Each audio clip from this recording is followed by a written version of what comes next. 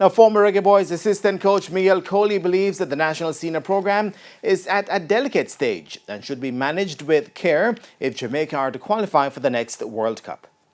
As the wheels were falling off the Qatar World Cup campaign under the leadership of head coach Theodore Tapper Whitmore, former assistant coach Miguel Coley was talked about as a possible candidate to take the team forward. However, after being overlooked by the Jamaica Football Federation, Coley says he's now fully focused on building his professional resume at Qatar club Umslal. To be honest, I think very professional in terms of, and I have a wide sphere in terms of seeing myself. So I'm preparing myself for the next opportunity. If it's the Reggae Boys, then I'll be prepared. If it's a club in Europe, if it's a club in Asia, then I have to prepare myself.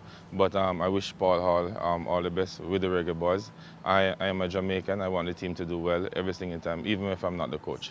As it relates to the next World Cup cycle, Coley wants to see more local players being given opportunities. Well, it's important that we create a balance. What I've always encouraged and always spoke about is that we must have a local team here that will play matches maybe around the country or maybe even within the region. We need a coach who's based here and prepare a local team.